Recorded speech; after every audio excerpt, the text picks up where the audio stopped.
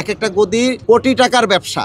একটা কোটি টাকার ব্যবসায়ীর একটা ছোট্ট অবৈধ স্থাপনা বন্ধ করে দিলে সে কখনো ছিনতাইকারী হবে না। এই ধরনের ন্যারেটিভ নিয়ে কথা বলবেন না।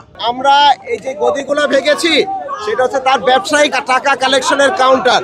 এটা আমরা বন্ধ করেছি এটা প্রতীকীভাবে, যেন তারা আমাদের সাথে যোগাযোগ করে। আমরা আসলাম আর কথা বলে চলে গেলাম, এটা তো তখন আপনারাই বলবেন যে আমরা এদের সাথে নেগোশিয়েট করে ফেলেছি।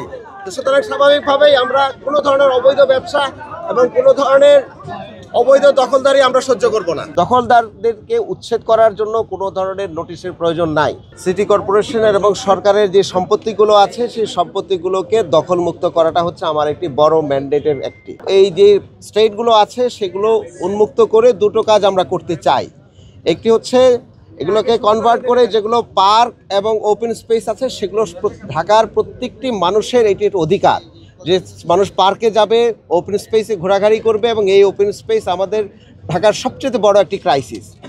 দ্বিতীয় যে ক্রাইসিসটি আছে সেটা হচ্ছে যে এই সরকারের অনেকগুলো প্রপার্টি আছে যে প্রপার্টি থেকে সিটি কর্পোরেশন তার আর্থিক আয় হয়ে থাকে এই সম্পত্তিগুলো থেকে।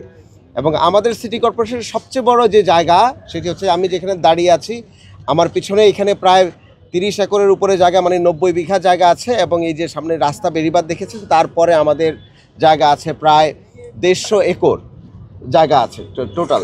তো সুতরাং 150 একরের মধ্যে ওই অংশ ভরাট আছে, দখল আছে, সেগুলো আমরা উদ্ধার করব এবং এই উদ্ধার কাজ শুরু হয়েছে আজকে থেকে।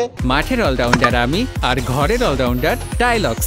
টাইলক্স টয়লেট ক্লিনার, ক্লিন মানেই টাইলক্স। পিছনে যে জায়গাগুলো এখানে ইটের ভাটা এবং অন্যান্য যে কমার্শিয়াল যে কর্মকাণ্ড আপনারা দেখেছেন, এই কর্মকাণ্ডগুলো বিগত দীর্ঘ সময় ধরে হয়ে এসছেন এবং তারা একটি পয়সাও সিটি কর্পোরেশনকে ভাড়া দিচ্ছেন না। তো সুতরাং এখানে যখন দখল হয়েছে সেই দখলও আমাদেরকে না জানিয়ে করেছেন। স্বাভাবিকভাবেই আমরা আমাদের দখলকে পুনরুদ্ধার করতে এসেছি। এখানের মধ্যে কোনো দখলদারদেরকে উচ্ছেদ করার জন্য কোনো ধরনের নোটিশের প্রয়োজন নাই, কারণ সে তো দখল করে আছে অলরেডি। তো সুতরাং আমরা আমাদের জনস্বার্থে দেশের সম্পদকে রক্ষার জন্য আমরা এখানের মধ্যে এসেছি এবং এটা আমাদের এই ধারাবাহিক প্রক্রিয়ার শুরু।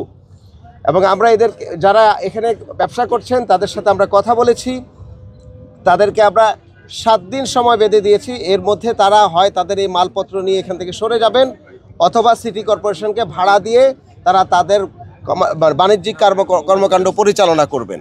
এবং সেই ভাড়ার একটি সরকারি নিয়ম আছে। আমাদের যে ম্যাজিস্ট্রেট মহোদয়রা আছেন এবং স্টেটের যারা কর্মীরা আছেন তারা এই পুরো জায়গাটিকে এখন স্কোয়ার ফিট হিসাবে এস্টিমেট করবেন, কতগুলো গদি আছে, সেই গদিগুলো কতগুলো অ্যাকোমোডেট করা সম্ভব, কতগুলো অ্যাকোমোডেট করা সম্ভব না, এগুলো সবগুলো করে আমরা এখানকার যে অবৈধ ব্যবসাটি আছে সেই অবৈধ ব্যবসাটিকে একটি বৈধ ফ্রেমওয়ার্কে নিয়ে আসতে চাই। এবং এই বৈধ ফ্রেমওয়ার্কে নিয়ে আসার জন্য 1 সপ্তাহ সময় দিয়েছি। 1 সপ্তাহের মধ্যে আমরা আমাদের একটা রাষ্ট্রীয় এস্টিমেট করে ফেলব কী পরিমাণ রেভিনিউ আমরা এখান থেকে পাবো, এবং সেই অনুযায়ী আমরা তাদের সাথে বসে নেগোশিয়েট করে আমরা এক ধরনের অ্যামিকেবল সলিউশনে আসতে পারবো বলে আমরা আশা করি। এক একটা গদি কোটি টাকার ব্যবসা। একটা কোটি টাকার ব্যবসায়ীর একটা ছোট্ট অবৈধ স্থাপনা বন্ধ করে দিলে সে কখনো ছিনতাইকারী হবে না। এই ধরনের ন্যারেটিভ নিয়ে কথা বলবেন না। এটা সম্পূর্ণ ভুল চিন্তা। যারা শেষ করি আমি আপনাকে, যারা এখানের মধ্যে এই ভূমিতে ব্যবসা করে, এটা কোটি কোটি টাকার ব্যবসা। সুতরাং এই ব্যবসাকে আমরা অবশ্যই বৈধতা দিতে চাই এবং এই বৈধতা দেওয়ার প্রথম নিয়ম হচ্ছে যারা অন্যায় করবে সেই অন্যায়কে আমাকে প্রতিহত করতে হবে। তার পরবর্তীতে কিভাবে আমরা এটাকে লিগ্যাল জায়গায় যেতে পারি সেটা অবশ্যই সেই অ্যাভিনিউ খোলা আছে। আমাদের অফিস খোলা আছে, আমাদের এর সামনে একটি অফিস আছে, আমাদের নগর ভবন আছে, সেখানে তারা আসবেন, তাদের প্রতিনিধি আসবেন, অনেক লোক আসার দরকার নাই। তারপরে আমরা একটি অ্যামিকেবল সলিউশনের মধ্যে আমরা যাব।